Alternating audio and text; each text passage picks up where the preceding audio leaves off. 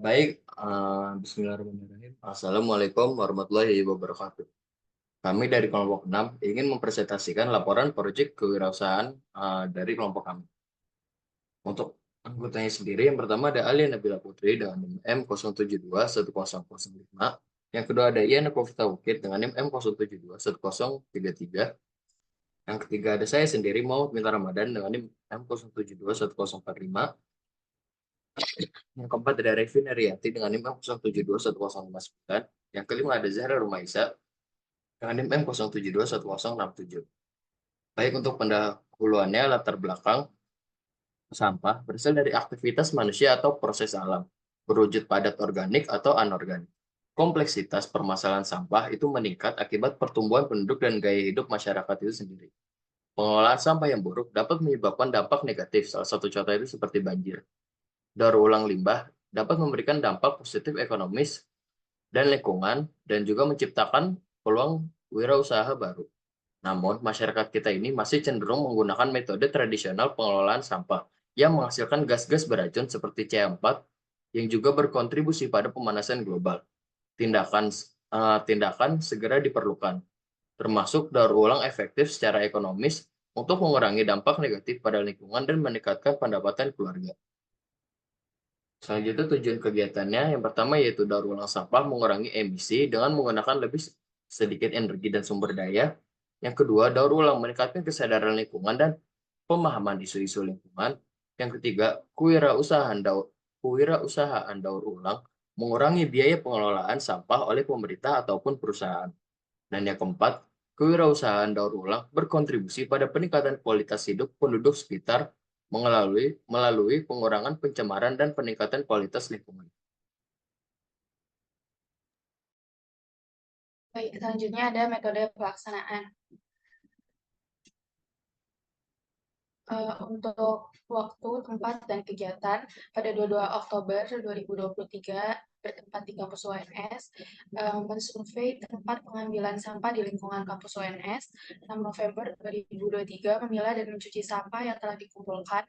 9 November 2023 bertempat di Kos Putri Wings, menyusun sampah yang telah dicuci lalu disetrika sehingga membentuk rangka tas. Lalu 18 November 2023 bertempat di kampus UNS melakukan finishing sampah yang sudah membentuk rangka sehingga menghasilkan 2 produk.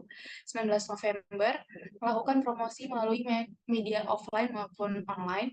26 November membuat produk sesuai pesanan pre-order batch 1. 7 Desember melakukan promosi melalui media offline maupun online. 14 Desember membuat produk sesuai pesanan pre-order batch 1. Next. Selanjutnya ada deskripsi kegiatan. Bekasan telah mengambil inisiatif untuk memproduksi tas yang ramah lingkungan menggunakan sampah plastik yang didaur ulang. Proses produksi tas daur ulang melibatkan beberapa langkah berikut. Pertama, pengumpulan sampah plastik. Kerjasama dengan komunitas lokal, perusahaan, atau lembaga daur ulang untuk mengumpulkan sampah. Lalu, pemilihan sampah plastik untuk memastikan kualitas dan kebersihan bahan baku. Kedua, pencucian persiapan bahan. Pertama, proses pencucian intensif untuk menghilangkan kotoran dan bau yang tidak diinginkan. Kedua, pemotongan plastik menjadi potongan-potongan kecil yang memudahkan proses selanjutnya. Yang ketiga, pembuatan tas. Potongan-potongan plastik yang telah dicetak diproses lebih lanjut untuk menjadi bagian-bagian tas. Keempat, pengecekan kualitas, memastikan kekuatan, keindahan, dan konsistensi produk. Produk yang tidak memenuhi standar kualitas ditarik dan diperbaiki. 5. Pengemasan dan distribusi. Pengemasan menggunakan bahan ramah lingkungan. Distribusi tas daur ulang ke berbagai pembeli. Selanjutnya itu ada hasil dan pembahasan pelaksanaan kegiatan. Tahapan pembuatan yang pertama adalah membersihkan bungkus plastik dan memotong menjadi lembaran yang datar dan seukuran yang diinginkan untuk tas. Lalu setelah itu, setelah dicuci, menggunting bagian atas dan bawah kemasan. Selanjutnya yaitu potong kemasan secara horizontal menjadi 2 bagian dan lipat bagian atas dan bawahnya ke bagian dalam. Lalu satukan bagian-bagian yang telah dibuat pada langkah 2 menjadi seperti bentuk anyaman. Lalu selanjutnya membuat anyaman seperti sudut segitiga. Ini berguna untuk membuat sisi kanan dan kiri dari tas. Lakukan langkah sebelumnya hingga membentuk tas dengan ukuran yang diinginkan. Lalu yang terakhir, buat anyaman baru yang akan digunakan sebagai pegangan tas. Setelah itu disatukan dengan bagian badan tas. Berikut merupakan hasil produknya. Next. Selanjutnya yaitu pada tahap promosi barang kita melakukan promosi yaitu melalui Instagram Story, bisa dilihat pada gambar. Lalu kita melakukan promosi melalui pamflet promosi dan kita membuat WhatsApp Story. Next. Ini merupakan proses jual beli yaitu kita menggunakan COD, sistem COD. Next. Untuk rincian transaksinya, selama beberapa bulan proyek Bekasan mampu melakukan transaksi sebanyak 5 kali untuk 2 produk menggunakan jasa antar, namun ongkirnya ditanggung oleh pembeli, dan 3 produk lainnya secara COD di sekitar area Universitas 11 Maret.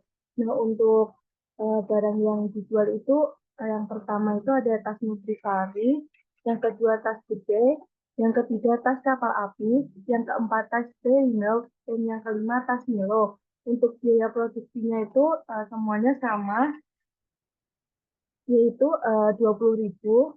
Setelah itu kita jual dengan harga 30.000.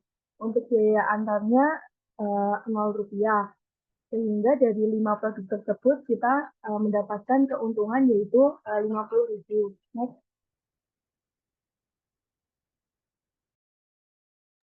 Baik, selanjutnya untuk bagian penutup. Jadi untuk kesimpulannya, daur ulang sampah plastik menjadi tas merupakan salah satu kegiatan kewirausahaan yang memiliki potensi untuk dikembangkan. Nah, kegiatan ini dapat bermanfaat bagi lingkungan dengan mengurangi jumlah sampah plastik yang dibuang ke lingkungan. Selain itu, kegiatan ini juga dapat memberikan peluang usaha bagi masyarakat, khususnya masyarakat yang tinggal di sekitar tempat pembuangan sampah.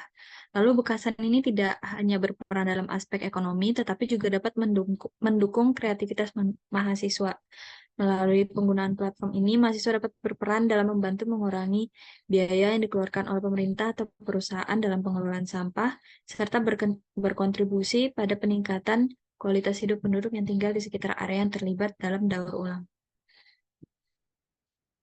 Kemudian untuk saran untuk Bekasan sendiri adalah dengan memperkuat strategi pemasaran.